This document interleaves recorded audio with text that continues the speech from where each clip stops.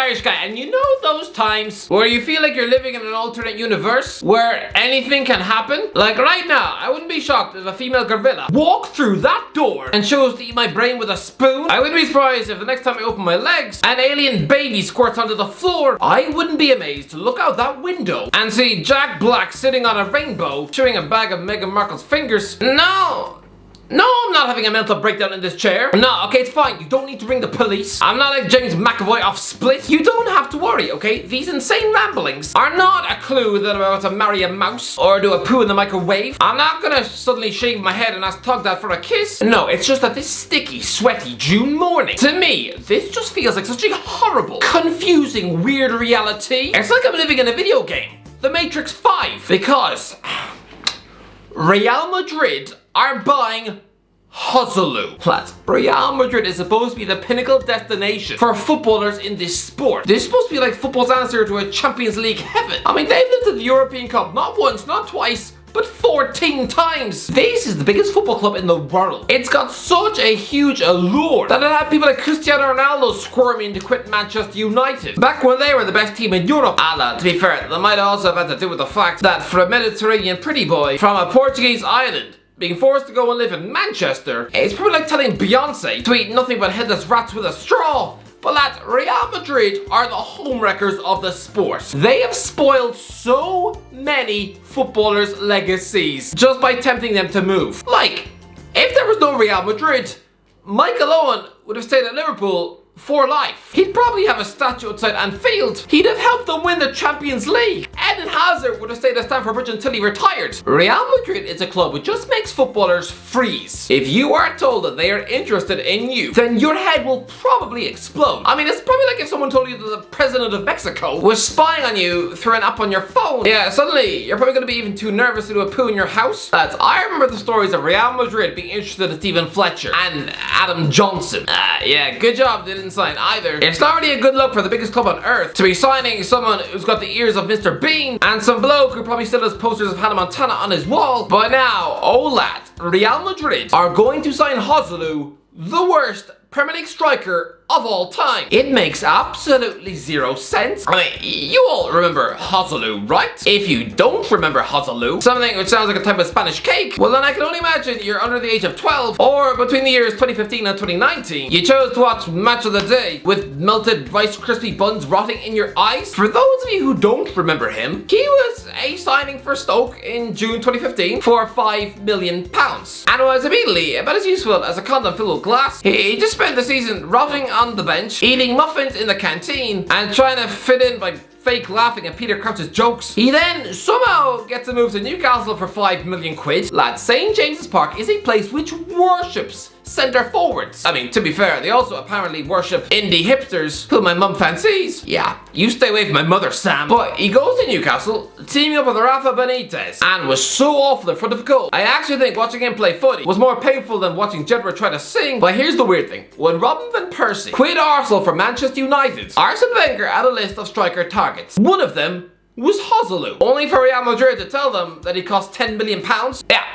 That was the plot twist that would cause even M. Night Shyamalan to have a stroke in the bath. Joselu was a Real Madrid employee already. He's already been at the Santiago Bernabeu, which, I'm sorry, does that just absolutely blow your mind? It's been like finding out that your granny used to get off with Batman in his shed. It's been like finding out that Justin Bieber used to live in your house. And it's like finding out that Mark Goldberg has a tattoo of Bill Cosby on his knee. This man has already played for Real Madrid in the past. Lads, he made his debut in May 2011, coming on as a substitute for Karim Benzema, and he almost scored from a Ronaldo cross. Yeah, I know what you're thinking. Ronaldo crossing the ball? But lads, he scored for Real Madrid in the Copa del Rey against Ponferradina, which, to be fair, just sounds like a desperate holiday resort for old couples who've forgotten how to talk. This man was actually a goal machine for the Real B team. It's just, he was there when Jose Mourinho was at the wheel. Mourinho is a man who didn't even trust Kevin De Bruyne at Chelsea, so handing him a wax figurine like Joselu, every time he saw his first touch in training, I'm convinced he must have felt a little bit of sick dribbling down his chin. But now, he's actually returning to Real Madrid. Joselu Joselu is signing for Real Madrid this summer. The bloke joined Espanyol last summer from Milan and helped them get relegated. I know he scored 16 goals in that league and 14 the season before that, and yes, I know back in March he made his Spain debut and scored twice in 2 minutes against Norway. I mean, this is all just so weird. He was the oldest player to make a Spain debut since 2006. Yeah. He's 33. The man is only 6 years off 40, and he's earned a move back to Real Madrid.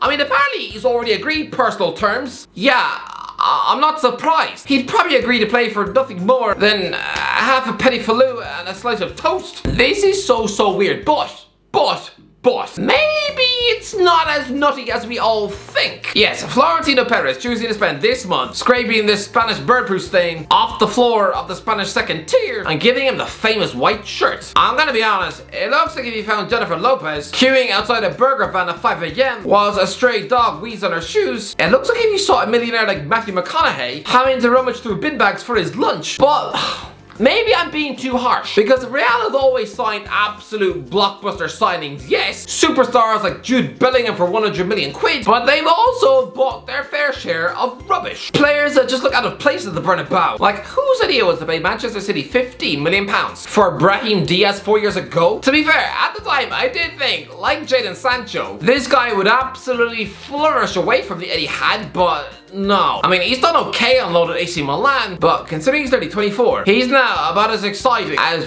finding a 6-week-old scrambled egg in your coat pocket. Real would have been far better off to just give Martin Odegaard a game. I mean, the decision to sign Javi Hernandez, little Chicharito, on loan from Manchester United in 2014, that was a little weird, but at least he had a 20-goal season under his belt for the biggest club in England. I mean, he netted 50 goals in his first 3 seasons at Old Trafford. It's actually quite shocking that this man wound up being a burnt-out sludge pile for West Ham at 28. But I mean, before him, loaning in Emmanuel Adebayor from the Man City bench, that was arguably a strange call, as was signing West Ham flop Julian Faubert. And the year before, they were signing Liverpool's Jersey Dudek. I mean, one miracle game in a Champions League final aside, that goalie had the reflexes of a 91-year-old nun. But actually, the more I look at it, these weird Real Madrid signings are actually few and far between. Over the last 10 years, they've actually barely ever signed ugly, unwanted toys like Joselu. This transfer is just so insanely weird. It's bizarre. It's just... what? If you don't believe me just how bad Joselu was, lads, Google the words Joselu terrible and Joselu awful on Twitter and you'll be scrolling down for days. I mean, by the time you're finished, you'll probably have a beard that tickles your feet. And with the police searching for another missing person, imagine going back 5 years ago and telling any Newcastle fan, after trudging out of St James's Park in January 2019, after a depressing 2-0 loss to Watford in the FA Cup, in another outing where Joselu was so bad, you'd swear he was just some alien who'd only discovered the rules of the sport 2 hours before the game. Imagine telling them that within 4 or 5 years, Joselu could potentially be playing against Newcastle.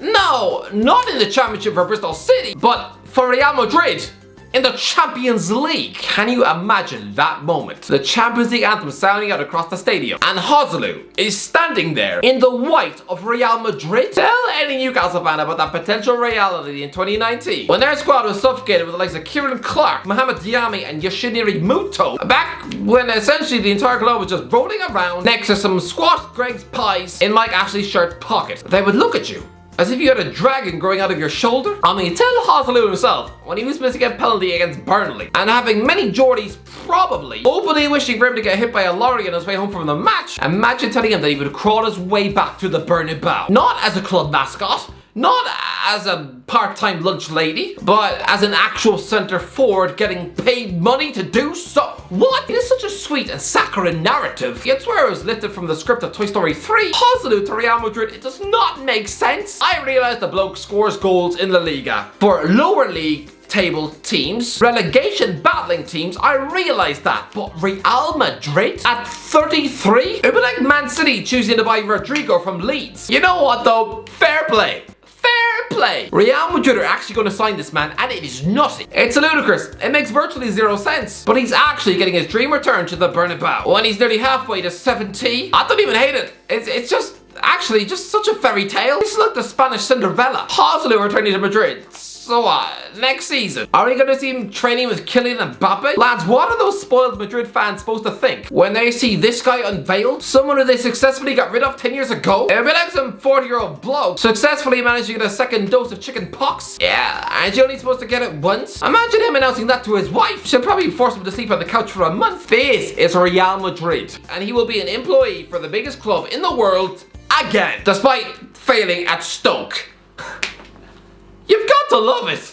Anyway, that's it. Let me know what do you think. Let me know in the comments what do you think about Joselu moving to Madrid. Let me know. If you enjoyed the video, don't forget to give a like, subscribe as always. I'll talk to you in a while.